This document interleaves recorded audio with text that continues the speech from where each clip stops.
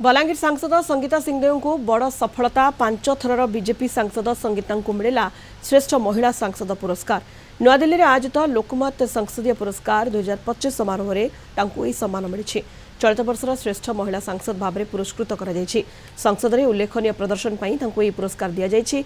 विशेषकर महिला सशक्तिकरण, शिशु अधिकार, ग्राम्य उन्नयन और समाज कल्याण दिगरे से निरंतर स्वर उत्तोलन कर लोकमत मीडिया ग्रुप द्वारा आयोजित यह कार्यक्रम में लोकसभा और राज्यसभा रे भल काम करुथुबा सांसद मानकु सम्मानित करा जाय थाय।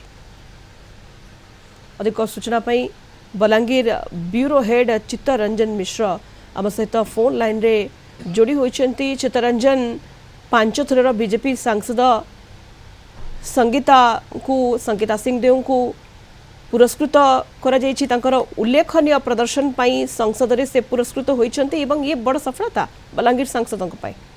चित्तरंजन, निश्चित भाव में देखो सुनीता, बलांगीर सांसद संगीता कुमारी सिंहदेव पूर्व जो भली भाव में बलांगीर विकास लड़ाई सहित बलांगीर स्वर को जो भली भाव में लोकसभा से बलिष्ठ उपस्थापन कर आज समस्ते आम बलांगीरवासी गर्वित बोली क्रम गोटे प्रकार से भारतीय जनता पार्टी कर्मकर्ता हूँ कि साधारण जनता हूँ निजक गर्व अनुभव करें। बर्तमान किसी भारतीय जनता पार्टी कर्मकर्ता साधारण जनता सहित बलांगीर प्रतिक्रिया नहीं से जहाँ कहवा अनुसार जिते सांसद भाव में आज बलांगीर उन्नति से प्रत्येक क्षेत्र में महिला सशक्तिकरण कथा हो कि ग्राम्य उन्नयन कथा हो, रास्ता घाट विभिन्न समस्या लोकंकर समस्या यही समस्या को जो भली भाव से उपस्थापन करिसेंती, समस्यार समाधान करने लड़ाई करिसेंती एवं जो भली भाव में साधारण जनता स्वर को लोकसभा बलिष्ठ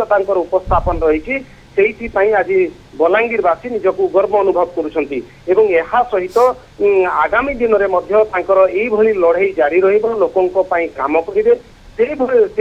आज ये सफलता मिली, सांसद को सफलता मिली, बलांगीरवासी पक्षर शुभेच्छा जनवा सहित आगामी दिन में उत्तरोत्तर कामना करिसेंती एवं आशा करिसेंती बलांगीर सांसद निश्चित भाव में आगामी दिन में बलांगीर काम करेंगे एवं ए सफलता निहाती भाव में आउ एक दायित्व दिगला बलांगीर को आग को नापी यही चर्चा लगी रही। सुनीता, धन्यवाद आपको। Chittaranjan Mishra Balangir bureau head phone line रे जोड़ी होते विस्तृत सूचना दौले संपर्क में।